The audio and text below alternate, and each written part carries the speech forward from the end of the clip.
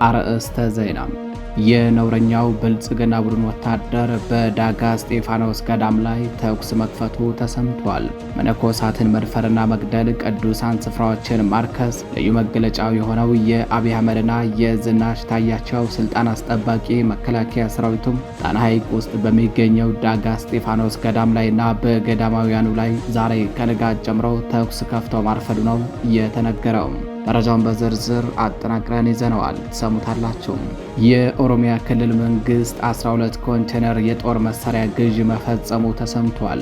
የጦር መሳሪያ ግዢው ተፈጽሞ በ12 ኮንቴነር ከተጫነ በኋላ በጅቡቲ ወደብ ተራግፎ በያዝነው ታህሳስ ወር አጋማሽ በተሳቢ ተጭኖ በኦሮሚያ ልዩ ኃይልና በመከላከያ ሰራዊት ታጅቦ ወደ ኦሮሚያ ክልል እንዲገባ ተደርጓል ነው የተባለው። ሂደቱ ሚስጥራዊ ነበር። የአማራ ተወላጆች ላይ የዘር ጭፍጨፋ እየፈጸመ የሚገኘው የነ ሽመልስ አብዲሳ መንግስት የሚፈጽመውን ጭፍጨፋ በዘመናዊ መሳሪያ የታገዘ ለማድረግ አዳዲስ እና ከባባድ የጦር መሳሪያዎችን ስለማስገባቱ ነው መረጃዎች የወጡት።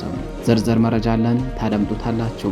መነሻውን ከአዲስ ዘመን አድርጎ ወደ ፎገራዋ ወጠምባ አካባቢ በተንቀሳቀሰው የጥላት ኃይል ላይ ከባድ እርምጃ መወሰዱ ተሰምቷል። የአገዛዙ ኃይል አርሶ አደሮችን ትጥቅ ደብቃቸዋል በሚል በፍተሻ ስም ዘረፋ ለመፈጸም በተንቀሳቀሰበት ነው የፋኖ አባላቱ ከመቅጽበት ደርሰው ከባድ የሆነ አጸፋዊ እርምጃ በመውሰድ ቀጠናውን ከጥላት ያጸዱት ተብሏል። ዝርዝር መረጃ አለን። በሌላኛው መረጃችን ፋኖ ደብረ ማርቆስ ከተማ ውስጥ በፈጸመው የሰርጂካል ኦፕሬሽን በርካታ ባንዳዎች ሙትና ቁስለኛ መደረጋቸው ተሰምቷል። በቦምብ የታገዘና እጅግ ፈጣን ማጥቃት ነው በተባለው በዚህ ሰርጂካል ኦፕሬሽን ሙትና ቁስለኛ ከተደረጉ ባንዳዎች በተጨማሪ አንድ ወታደራዊ ፓትሮል ተሽከርካሪ በፋኖ መማረኩ ነው የተነገረው። በተመሳሳይ በትላንትናው ዕለት ከደብረ ማርቆስ ከተማ በቅርብ ርቀት ከባድ ተጋድሎ ተደርጎ የአገዛዙ ኃይልን አከርካሪ ያሰበረ ፋኖን ደግሞ በድል ያንበሸበሸ ሁኔታ ታይቷል። መረጃውን በዝርዝር ታደምጡታላችሁ። ሰላም ጤና ይስጥልኝ። የተከበራችሁ የምረብ ሚዲያ ቤተሰቦች እንደምን አደራችሁ፣ እንደምን አረፈዳችሁ። ከምረብ ሚዲያም የዛሬ ታህሳስ 25 2018 ዓ.ም የረፋድ አጫጭር መረጃዎችን አጠናቅረን ይዘን ቀርበናል። መረጃዎቻችን ለብዙዎች ተደራሽ እንዲሆኑ ቻናሉን ላይክ፣ ሰብስክራይብ እንዲሁም ሼር ማድረጋችሁን እንዳዘነጉ አብራችሁን ቆዩ።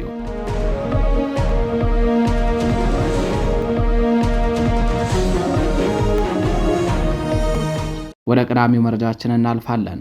የነውረኛው ብልጽግና ቡድን ወታደር በዳጋ እስጢፋኖስ ገዳም ላይ ተኩስ መክፈቱ ተሰምቷል።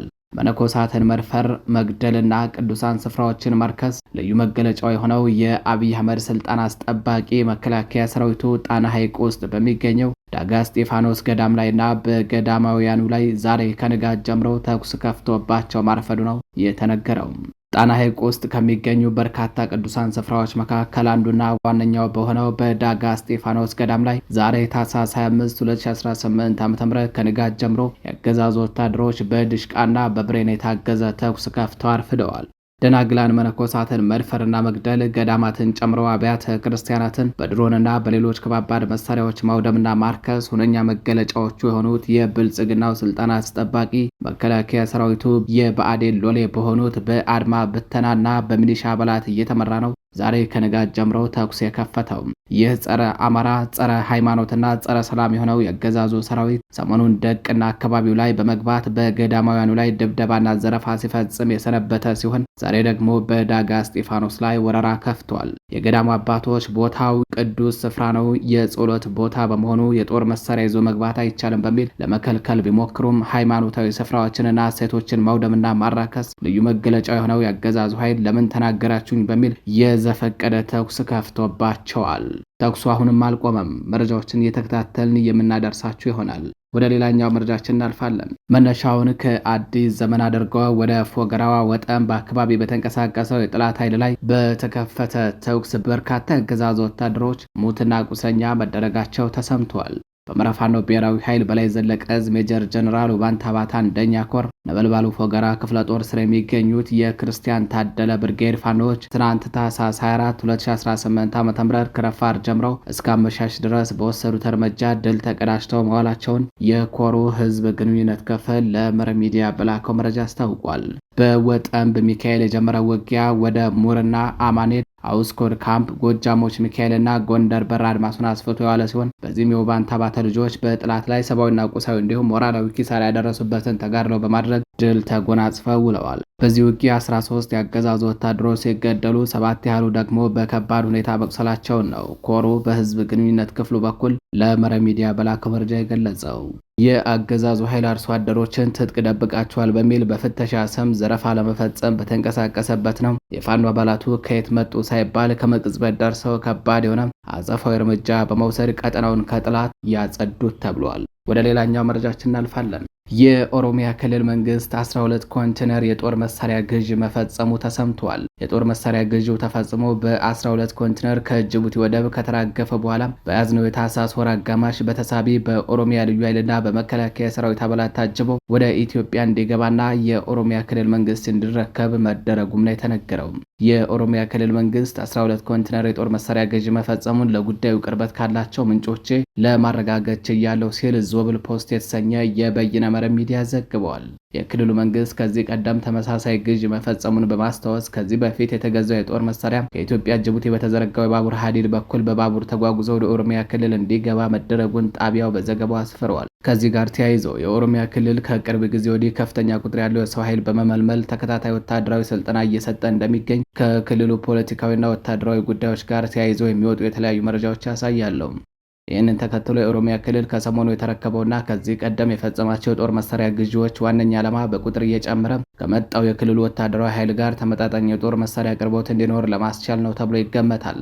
በአቶ ሽመልስ አብዲሳ የሚመራው የኦሮሚያ ክልል መንግስት አዳዲስ የጦር መሳሪያ ግዢዎችን እየፈጸመ የሚገኘው የክልሉን የጸጥታ መዋቅር በሜካናይዝድ ጦርና በብረት ለበስ ተሽከርካሪዎች ለማጠናከር ታስቦ ነው ሲል የበይነ መረብ ሚዲያው ዘግቧል። ይህ በእንዲህ እንዳለ የኦሮሚያ ክልል ጸጥታ መዋቅሩን ለማጠናከር አገልግሎት ላይ ያውላቸዋል የተባሉትን ሜካናይዝድ የጦር መሳሪያዎችና ብረት ለበስ ወታደራዊ ተሽከርካሪዎች ከኢትዮጵያ መከላከያ ሰራዊት ውጭ ሌላ የክልሉ ጸጥታ መዋቅር ሊታጠቅም ሆነ ሊገለገልባቸው እንደማይችል በሕግ የተደነገገ ነው። የእነ ሽመልስ አብዲሳ መንግስት በኦሮሚያ ክልል የአማራ ተወላጆችን ለሚጨፈጭፉበት ነው የጦር መሳሪያ እያስገቡ የሚገኙት። በክልሉ በአማራ ተወላጆች ላይ በመድፍና በድሮን እንዲሁም በሌሎች ከባባድ መሳሪያዎች ታግዘው ሰሞኑን ተኩስ ከፍተው ሰንብተዋል። ይህ አልበቃቸው ብሎ ይህንን ጥላቻቸውን የሚያስፈጽምላቸው አዳዲስ የጦር መሳሪያ ግዢ በመፈጸም ወደ ክልላቸው እያስገቡ መሆኑ ታውቋል። ወደ ሌላኛው መረጃችን አለፍን።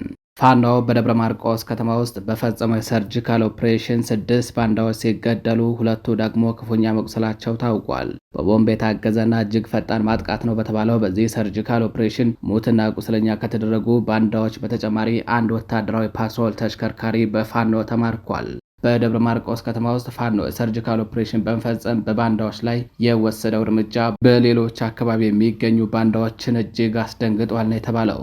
በአማራ ፋኖ ብሔራዊ ኃይል ቴዎድሮስ 206ኛ ኮር እና 209ኛ ኮር የጥላት አከርካሪን የሰበረ ተጋድሎ በማድረግ ድል በድል በተንበሸበሹበት ትላንት ታኅሳስ 24 2018 ዓ.ም አመሻሹን በተመሳሳይ የ14ኛ ክፍለ ጦር አባላት የሰርጂካል ኦፕሬሽን ምድብተኞች ደብረ ማርቆስ ከተማ ሰንጥቀው ገብተው በጥላት ላይ በቦምብ የታገዘ እርምጃ መውሰዳቸው ነው የታወቀው።